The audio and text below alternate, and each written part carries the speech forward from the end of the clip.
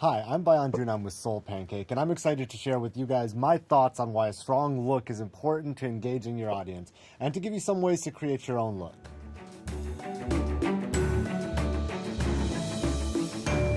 First, let's talk about why it's helpful to give your videos a unique look. When you're watching the video, what are some of the first things you notice? The background, the colors, the clothes. All of these things make up the look or the visual style of your video. Check out this clip. It's pretty boring, right? Now watch this one.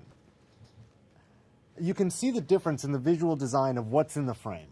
Now let's talk about how you can start creating your look with the video to really capture the attention of your fans and make your videos stand out.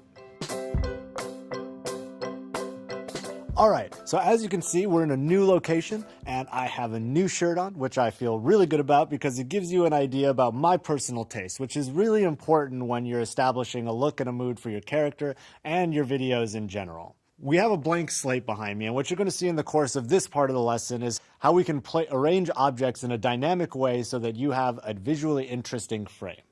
Choosing the right location to set your video is a great way to get awesome production value at a really low cost, and immediately it can capture your audience's attention. Now let's talk about decorating the space within the frame. It's important to keep in mind exactly what's going to be in frame and what isn't, so there's no point in decorating the space outside the frame.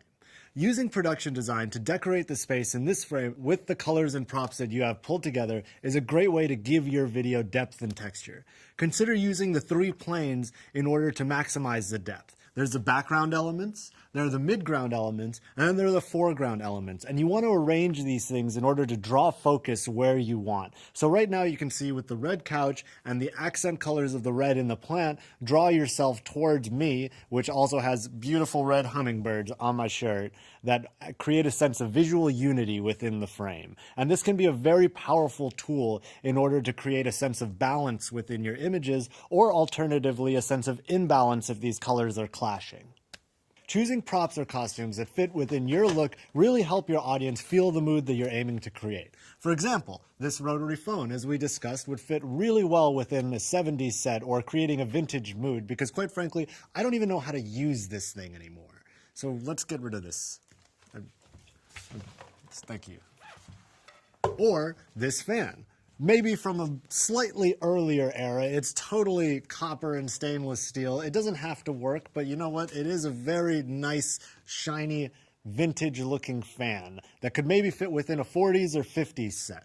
What else do we got? This is a top hat that could very easily fit on a character in a 1920s scene. You may already be thinking about Charlie Chaplin as you look at me in this hat. It evokes certain types of feelings or a vintage mood that if I were to just walk around on the street, it would probably be awkward, but if I was in the 20s, I would probably fit right in. Now let's talk about my favorite, which is making what you can't find. Homemade materials can sometimes be the most interesting for your fans to find engaging. So if you don't already have the background, props, or wardrobes, consider just making it yourself. One of the benefits of making something yourself is that you can really tailor it to the look that you're going for in terms of color, font, and design, because your hands are literally on it.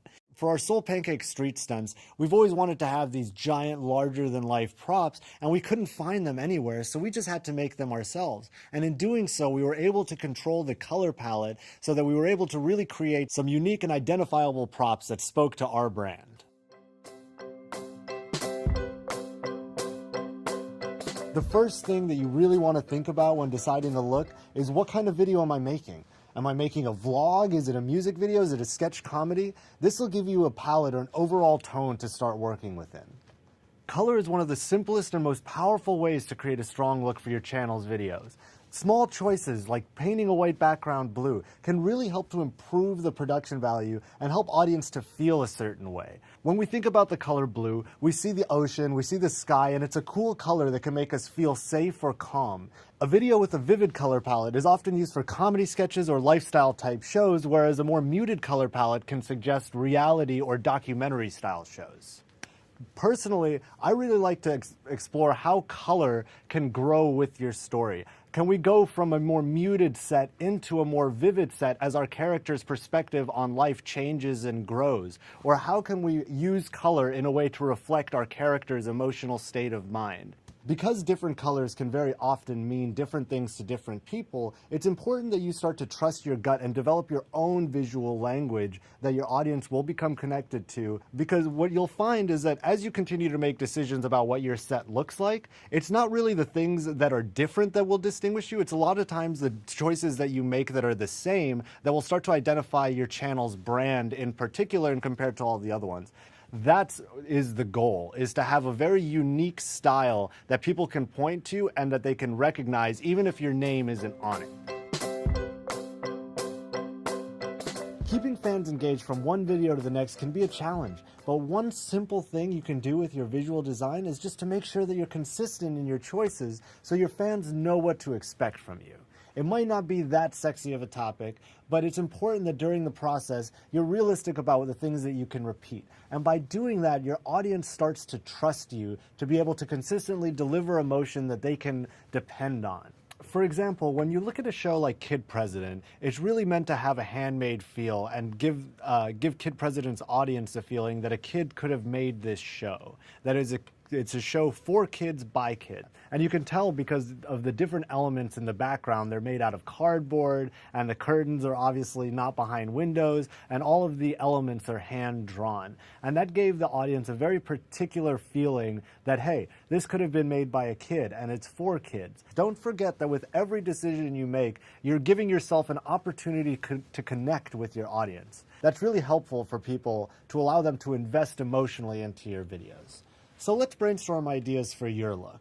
By creating a strong, unique look, you're going to make an impact with your viewers and also set yourself apart as a creator and as a channel.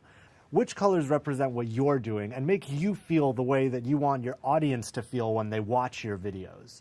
What locations or backgrounds are most appropriate for the kinds of videos that you're making? What are kinds of props and costumes that you think make the most sense for your video? Get creative by doing things that are special and unique to you. Think about your story. Why did you start making videos? What were the things that were important in your life? What are the things that you enjoy looking at? And then incorporate those unique elements into your video. At SoulPancake, it's most important for us to try and make stuff that matters. But we want to do so with a joyful and optimistic approach. When we design our production elements, we want to create something that's beautiful, handmade, and kind of makes you double take if you were to pass it on the street. In collaboration with YouTube, we actually built a recycled playground right in the front of the YouTube space. A space that people would want to come and sit and remember being a kid in that scenario. We had to paint actually 42 stumps. So we just went to Lumberyard and asked if they had any spare stumps on them and didn't end up paying more than $50 for all of the stumps. When people sat in the sandbox, they really felt nostalgic and vulnerable in a way that they were willing to discuss with a stranger that we would pair them with about things that they wish they knew when they were younger. 1, 2, 3, 4, I declare a thumb war. Thumb. Yeah. So how do I declare peace? I don't like war. How do I declare peace? I guess we just put our thumb Okay. Peace. Peace. Thank you so much for watching. It was really fun to share my thoughts on production design and how to create a look, because it is something that I spend a lot of time thinking about. If you want to watch more Creator Academy lessons, click